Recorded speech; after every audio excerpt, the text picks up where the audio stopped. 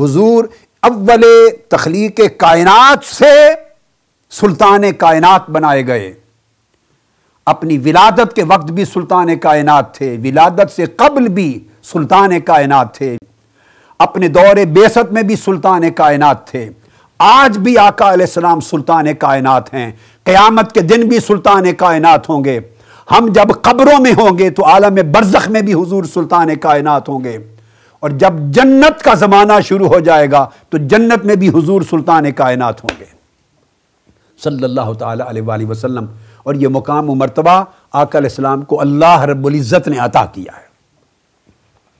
اور اللہ رب العزت کی شان اس سے بلند ہے کہ کسی کو کل کائنات کا سلطان بنا دے تو اس کی اپنی الوہیت کی سلطنت میں کوئی کمی آ جائے، معاذ اللہ۔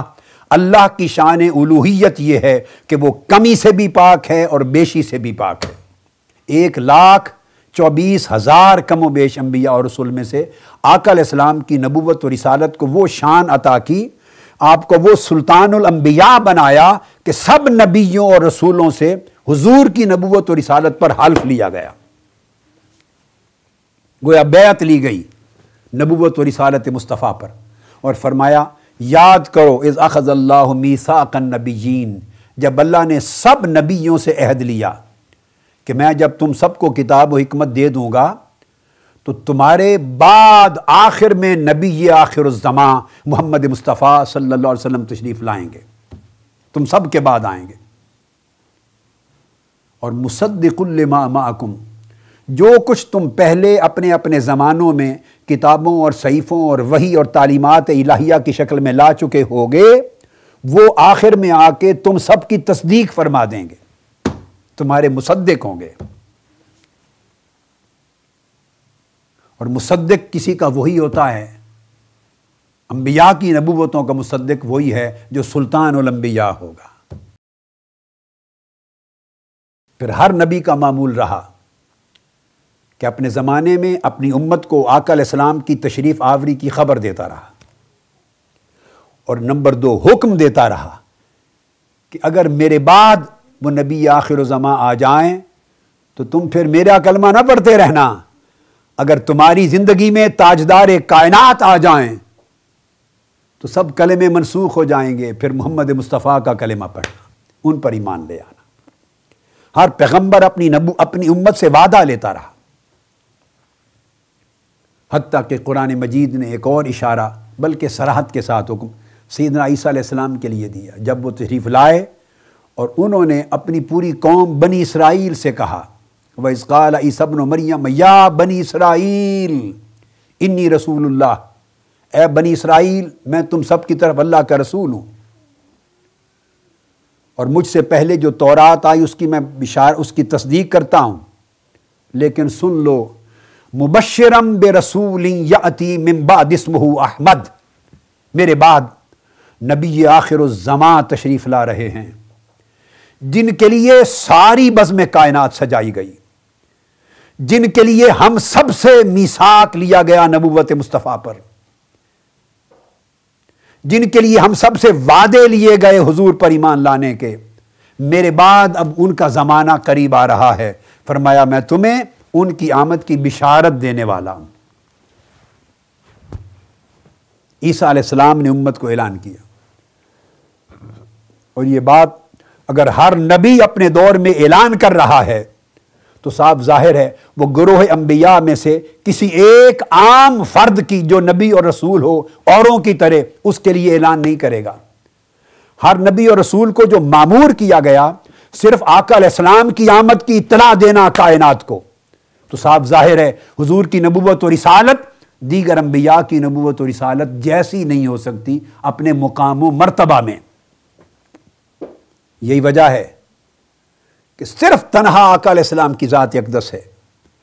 جتنی کتابیں انبیاء اور رسولوں پر پہلے نازل ہوئی، ہر ایک کتاب میں حضور کی عظمت اور شان کے تذکرے تھے، حضور کے میلاد کے تذکرے تھے، حضور کی سیرت کے تذکرے تھے، حضور کے معجزات کے تذکرے تھے، حضور کے مولد مکہ کے تذکرے تھے، حضور کی ہجرت و مسکن مدینہ کے تذکرے تھے، حضور کے صحابہ و اہل بیت کے تذکرے تھے، حضور کی عظمت نبوت و رسالت کی اس کے تذکرے تھے۔ اللہ نے تو رسول پاک صلی اللہ علیہ وسلم کو بھیج کر مومنوں پر احسان کیا ہے۔ جن پر احسان ہوتا ہے وہ شکر مناتے ہیں، جن پر احسان ہوتا ہے وہ برملا تحدیث نعمت کرتے ہیں۔ اما بنعمت ربک فحدث، اور تم پر جب اللہ کی نعمت اور احسان ہو تو اسے کھلے بندوں اظہار کیا کرو، کھلے بندوں اظہار کیا کرو۔ قل بفضل اللہ وبرحمتہ فبذلک فلیفرحوا، تم پر جب اللہ کا فضل ہو، اللہ کی رحمت ہو تو اللہ کے فضل اور رحمت پر خوشیاں منایا کرو۔ اگر ذہنوں میں سوال آئے کہ حضور کے میلاد کی نعمت پر اللہ کا شکر بجا لانے کا یہ طریقہ جشن منانے کا کیا ہے، تو جشن منانے کا طریقہ حکم قرآن ہے۔ فرمایا قل بفضل اللہ وبرحمتہ فبذلک فلیفرحوا، اللہ کے فضل اور رحمت پر جو تمہیں ملے خوشی منایا کرو، سیلیبریٹ کیا کرو، کومیموریٹ کرو، سیلیبریٹ کرو، احتفال کرو، جشن مناؤ۔ اس لیے کہ جب عیسیٰ علیہ السلام کی امت پر اور موسیٰ علیہ السلام کی امت پر ان پہ من و سلوہ اور ادھر مائدہ اترتے تھے تو اللہ رب العزت نے فرمایا تھا کہ جس دن مائدہ اترا ہے لَتَكُونُ لَنَا عِيدًا لِأَوَّلِنَا وَآخِرِنَا، جس دن اللہ کی نعمت، کھانے کی نعمت آسمان سے اتری ہے، یہ دن اگلوں اور پچھلوں کے لیے عید کا دن بنایا جائے گا۔ اگر اللہ کی نعمت دسترخوان نعمت اترے تو اگلی پچھلی نسلوں کے لیے وہ دن عید کا دن بن جائے، اور جس دن ساری کائنات کی نعمتوں کا وسیلہ خود محمد مصطفیٰ اترے، وہ دن کل نسلوں کے لیے عید کا دن کیوں نہ بن جائے۔ تو اللہ نے احسان جتلایا، اور احسان کسی عام نبی اور رسول کی آمد پہ نہیں، فقط آقا پہ جتلایا۔ اور پھر آقا علیہ الصلوۃ والسلام کو قیامت کے دن جو مقام عطا ہوگا وہ سن لیجئے۔ قیامت کے دن ہر پیغمبر اپنے لیے اور اپنی امت کے لیے نفسا نفسی کی شکل میں طلب مغفرت کر رہا ہوگا۔ رب کائنات کی عظمت، عزت اور جلال اس قدر عروج پر ہوگا کہ کوئی جان دم مارنے کے قابل نہ ہوگی، مگر آقا علیہ الصلوۃ والسلام کے لیے اللہ پاک نے قیامت کے دن سلطنت بخشی حضور کو۔ قرآن نے حضور کی شان سلطنت بیان کی، فرمایا وَلَسَوْفَ يُعْطِيكَ رَبُّكَ فَتَرْضَىٰ، میرے محبوب قیامت کے دن ہر کوئی اپنے اعمال کی جزا سزا کے لیے آئے گا۔ ہر شخص تھر تھر کانپ رہا ہوگا، ہر شخص اپنے اعمال کو تلوا رہا ہوگا، اللہ سے بخشش کی امید لیے کھڑا ہوگا۔ ہر شخص قیامت کے دن خدا کی عدالت میں پیشی کے لیے تصور سے کھڑا ہوگا، ہر ایک پیشی پر ہوگا، پیشی پر۔ اور آپ کی شان کیا ہوگی؟ وَلَسَوْفَ يُعْطِيكَ رَبُّكَ فَتَرْضَىٰ، آپ کو رب کائنات مقام محبوبیت پر بٹھائیں گے اور آپ سے پوچھیں گے محبوب جتنی بخشش کروانی ہے کرواتے جائیے، بخشش آپ کے کہنے پر ہوگی اور اس وقت تک ہوگی جب آپ خود نہیں کہہ دیں گے باری تعالیٰ میں اب راضی ہو گیا۔ تو قیامت کے دن سکہ رضائے مصطفیٰ کا چلے گا، سکہ سلطنت مصطفیٰ کا چلے گا، سکہ حکومت مصطفیٰ کا چلے گا، اور حکومت مصطفیٰ کا نام قیامت کا دن شفاعت مصطفیٰ ہوگا۔ آقا علیہ السلام نے اس امر کی تشریح کی، فرمایا کل انبیاء میں جس نبی کو بھی اللہ نے معجزات عطا کیے تو ایک اللہ نے اصول بنایا، اصول، پرنسپل، ڈیوائن پرنسپل، کہ کس نبی کو کتنے معجزات دینے ہیں، کس نبی کو کتنی طاقتیں دینی ہیں، کس نبی کو کتنی سلطنت دینی ہے، کتنا روحانی تصرف دینا ہے۔ فرمایا ما مثلہ آمن علیہ البشر، اس نبی پہ جتنے لوگ ایمان لاتے، جتنے لوگ ان کی امت میں شامل ہوتے اور ان پر ایمان لاتے، ان ایمان لانے والے افراد کی تعداد کی مطابقت سے ان کو اس قدر معجزات دیے جاتے۔ جس نبی پر 2 4 10 15 20 افراد ایمان لائے ان پر اسی طرح کم معجزات ان کو ملتے، جن پر سینکڑوں ایمان لاتے ان پر سینکڑوں ایمان لانے کے حساب سے اتنے معجزات ملتے، جن پر ہزاروں لوگ ایمان لاتے ان پر ہزاروں کے حساب سے معجزات دیتے، جن پر لاکھوں لوگ ایمان لاتے ان پر لاکھوں لوگوں کے حساب سے ایک عدد متعین کیا جاتا، اس تعداد کے مطابق معجزات ملتے۔ یہ پرنسپل تھا اللہ پاک کا کہ کس نبی کو کتنا عطا کرنا ہے۔ اور فرمایا یہ بات کہہ کر تو اللہ پاک نے فرمایا کہ مجھے ایک تو سب سے بڑا معجزہ قیامت تک زندہ رہنے والا قرآن ملا ایک، اور دوسرا فَأَرْجُو أَنْ أَكُونَ أَكْثَرَهُمْ تَابِعًا يَوْمَ الْقِيَامَةِ، اور فرمایا کہ قیامت کے دن جب سارے نبی اپنی اپنی امتیں لے کر آئیں گے، جن کی امتوں کی تعداد کی مناسبت سے ان کو معجزات ملے تھے، کل انبیاء جب اپنی ساری امتیں لے کر آئیں گے تو فرمایا آدم علیہ السلام سے لے کر عیسیٰ علیہ السلام تک تمام انبیاء کی امتیں ایک طرف، اور تنہا میری امت کا عدد سب نبیوں کی امتوں سے بڑھ کر ہوگا۔ اور ایک حدیث میں ہے کہ 100 صفیں بنیں گی جنت میں، اور 100 صفوں میں 20 صفیں کل انبیاء کی امتوں کے افراد کی ہوں گی، اور 80 صفیں امت محمدی کے افراد کی ہوں گی۔ ایک روایت میں 120 صفوں کا آیا ہے کہ 20 ان کی اور 100 میری امت کی، تو گویا 5 گنا زیادہ کل انبیاء کو ملنے والے معجزات سے ان کا ٹوٹل کر لیں تو ان کے ٹوٹل سے 5 گنا زیادہ معجزات تاجدار کائنات کے ہونا لازم ہے۔ گویا ہر قسم کا معجزہ جو کسی کو ملا، اگر کسی کو مردہ زندہ کرنے کا معجزہ ملا تو وہ مصطفیٰ کے پاس بھی ہے، کسی کو مورتیوں میں پھونک مار کر اڑا دینے کا معجزہ ملا تو وہ مصطفیٰ کا بھی ہے، کسی کو سمندر پھاڑ دینے کا معجزہ ملا تو مصطفیٰ میں ہے، اور سارے معجزے جو ان میں متفرق تھے وہ ذات مصطفیٰ میں جمع ہو گئے، اور پھر جب ان کی تعداد ختم ہو گئی تو ان سے بالا پھر حضور کے معجزات ساری زمین پر فائق ہونے کے بعد آسمانوں کا ملے۔ آسمانوں کے معجزات کسی نبی کو نہ ملے تھے۔ حضور کے معجزات اور حضور کی سلطنت کا دائرہ زمین سے آسمان تک پھیلا دیا گیا۔ تو بہت سے انبیاء جن کو ان کو پتا تھا ان کی کتابوں میں کہ نبی آخر الزمان پیدا کہاں ہوں گے، ان کے علم میں تھا کہ کعبۃ اللہ والے شہر مکہ میں پیدا ہوں گے، وہ حج کریں گے عرفات اور مینا کے میدانوں میں، وہ ہجرت کریں گے سوئے مدینہ۔ ان کو مکہ اور مکہ کے گرد و نواح کا تذکرہ ان کی کتابوں میں موجود تھا۔ قرآن کی نص آ گئی نا، یجدونہ مکتوبا عندہم فی التوراۃ والانجیل، اور پھر ان کتابوں میں تذکرے آئے ہیں سب مکہ کے، وادی بطحا کے، وادی فاران کے تذکرے۔